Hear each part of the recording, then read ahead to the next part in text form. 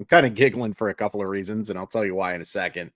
But first, Kraken lose to the St. Louis Blues 3-2, and they fall to 0-1 on the season.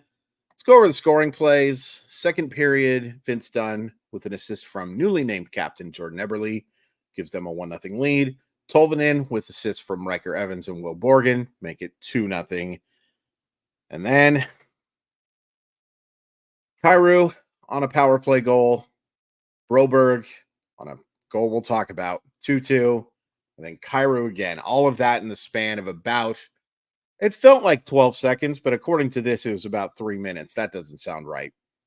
3-2, Blues take the lead, and Blues win.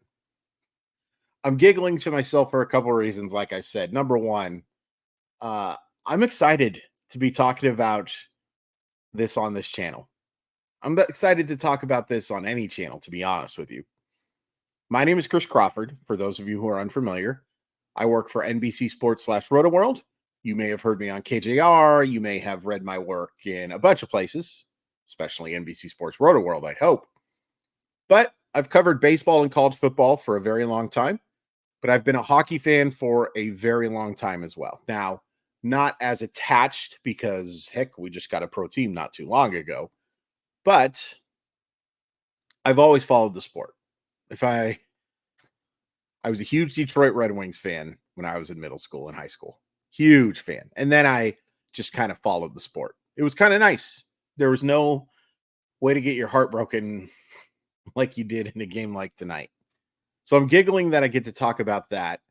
And I'm also giggling because for those who are unfamiliar with the channel, I cover every single Seattle Mariner game. I cover every Seattle Seahawk game. Next year, I'm going to do every Husky football game. This year, I will do every Husky basketball game. And I'm still deciding on Kraken. Like, if this is going to be a weekly thing, if it's going to be a daily thing, I don't want to wear myself out. And I also will readily admit that I am not the supreme expert of the sport that you may need that in order to do a daily show. So we'll see how today goes. We'll see how the views do. We'll see how a bunch of stuff goes. If it goes well, sure, I'll do daily. If not, we can do weekly. A bunch of you have requested me to cover the Kraken, though. So here you go, and I'm happy to do it. I'm also happy to thank Simply Seattle. Great stuff for the Kraken, of course, but also the Seahawks, the Mariners, the Supersonics, the Sounders, Huskies, Cougars. Find all that good stuff and use code MOLLYWOP15, MOLLYWHOP15. You go to simplyseattle.com. You enter that code at checkout. It takes 15% off your order. It's a great deal from great people. Super excited to have them as my sponsor. They don't even know I'm covering hockey, but I'm definitely going to keep shouting them out because they're awesome and they help me a lot. And I would appreciate you helping them by using that code and buying some cool stuff because they've got a ton of it. www.simplyseattle.com, MOLLYWOP15, that code, and there is a link in the description. Okay, so how I normally do this is we start with the positive if they lose and end with the, hopefully that made sense. No, it didn't. How this works is when they win, I start with the negative and build with the positive. Vice versa when they lose. So they lose today. So let's start with the positive and work our way to the negative. The first period, and let's keep in mind that the history of this team is short. That's as well as I've seen the Seattle Kraken play. That first period was fantastic. And it's not darning with faint praise that much. They were a pretty darn good team in their second season. And yes, they get no goals. But they dominated that period. They were clearly the better team. Now, it ends up hurting them that they can't finish, right? But that carried over into the start of the second period because you get those early goals. You get the Dunn goal, you get the Tolvanen goal, and you are deservedly up 2-0. If we're being positively negative or negatively positive, I don't know which way it would go. Probably should have been up 3 or 4-0. But you're not. But a 2-0 lead. And you deserved it. You deserved it and then some. You were better in every asset of hockey. You were the better goaltending team. You were the better defensive team. You were definitely the better offensive team. And it was so encouraging, like looking at the heat maps that some people posted, how many chances they created. And I thought a lot of that had to do with some individual efforts. I'll talk about Matty Beniers in the other section as well. That first period, he was a big part of that. Big part of that. And, I think there's some unpressure on Beniers. We'll talk about that as well. Certainly over as the season goes. I thought he played well. I thought that Tolvanen, such an underrated player. And what a find. Just off the absolute scraper. To compare it to my Mariner fans out there, Tolvanen's the Victor Robles, except Tolvanen didn't have quite the same prospect pedigree. Former first-round pick, but not quite the same thing as being the former top prospect in baseball. But a guy a lot of people could have had. And the Kraken found him, and they should be very thankful. Riker Evans looked the part today. Talk about some of the other defensemen in a little bit, and I promise I won't keep doing that. I promise I won't keep doing the tease for the second half. But there were some good individual efforts here. I thought Chandler Stevenson showed off that speed. Brandon Montour created a couple of chances, but in particular that first period, they were the better hockey team by a wide margin, which, getting into the negatives, doesn't matter. Now, it does and it doesn't. I took enough positives from today to say, hey, this team has the talent to be really good. But I also took away, right, there's still some real issues. Some real issues. And yes, they all kind of collapsed in on itself over those final, or the final 5 minutes or so, or whatever it was of the second period. You know what I'm saying? And if you don't, get used to it. Yes, it all collapsed on itself, but it kind of was building to that moment. Like that first goal that they score. Yes, I would like Philip Grubauer to make that save. That is just such a horrible effort from Jamie Alexiak. I mean, I hate to call a professional athlete lazy. It looked like a pretty poor effort. And at the very least, an unsuccessful effort. Maybe he was giving it his all. If he is giving it his all, not good. Not good at all. Because a competent defenseman gets that puck and either knocks it into Timbuktu or gets it to one of your playmakers. No, that was bad. That was bad. And it's worth pointing out that Alexiak wasn't great last year. Looked pretty darn solid during that playoff run, but last year, no. And today, no. No. Let's talk about Grubauer because, I'm in a group text and there was a couple people suggesting that one person was like, Grubauer was playing very well. One person was suggesting, and I'm actually in two group texts for the Kraken, by the way. Big brag there. But in another group text, they were suggesting that you should pull him. And I'm somewhere in between because outside of that 3 minutes, I thought Grubauer played pretty well. But those 3 minutes happened. And I'm not going to give him too hard a time about the two Kyrou goals. Those are breakaways. Those are tough plays. You'd like your goalie to make those plays? Sure, absolutely. But they're tough plays. The goal from Broberg can't happen.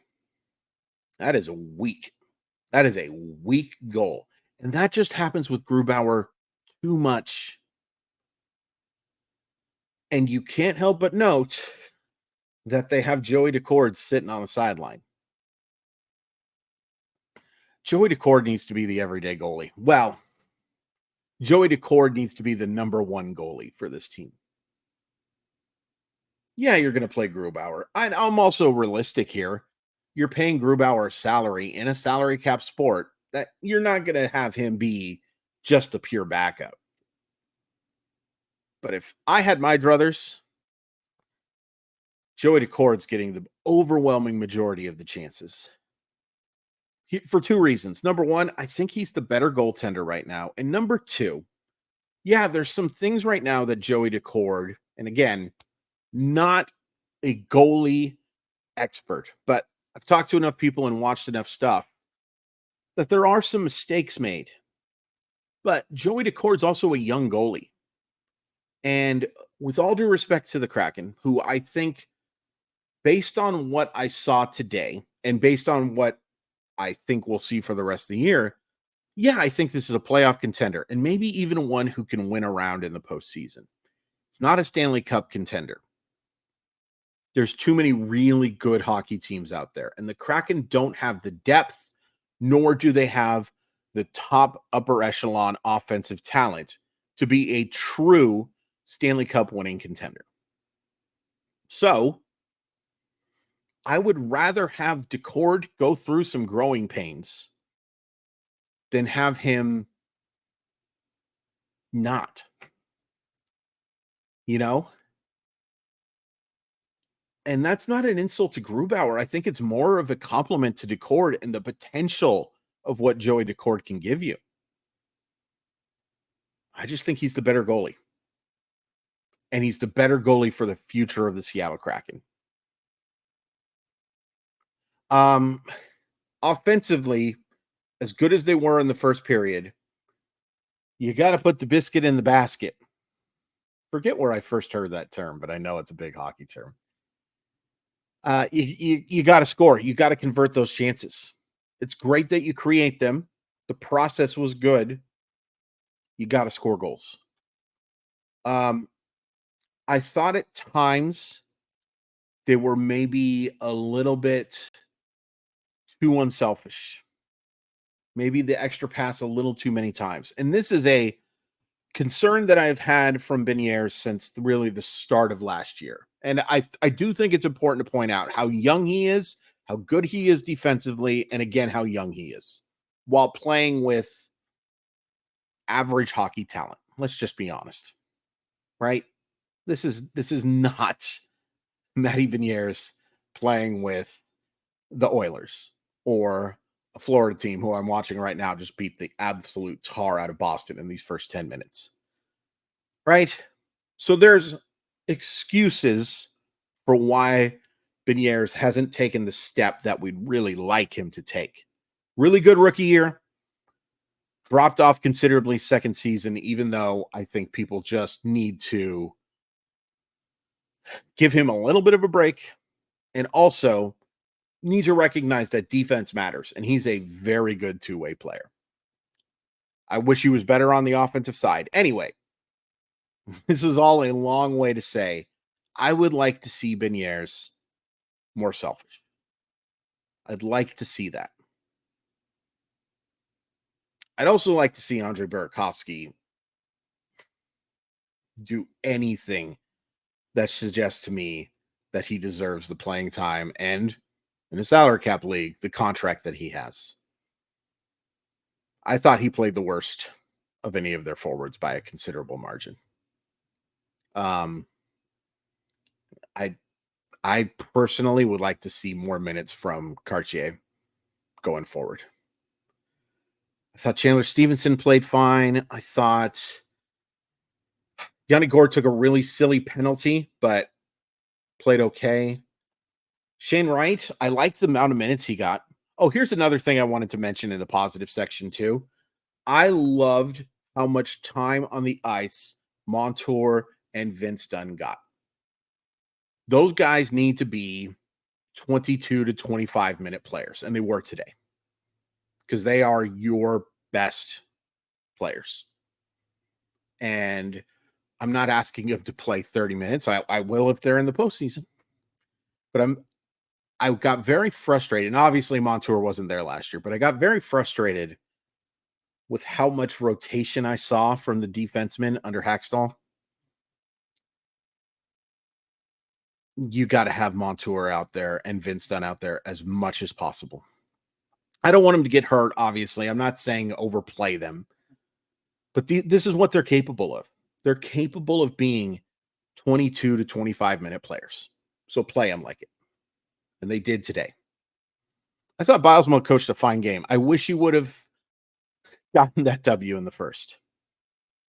But scheme wise, I thought they were okay. Third period wasn't great offensively, but and the first power play, I know they get 2 shots, not great shots. But my takeaways from this game are, even though I don't want to blame Grubauer too much, in fact, you know, it, he was good for a lot of this game.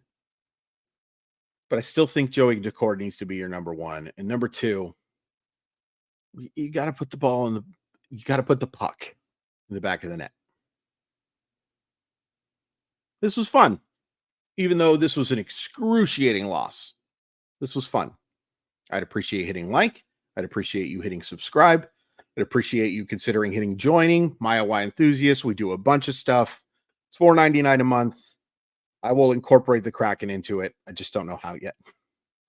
Appreciate it so much. Tough one. Fun one, but tough one.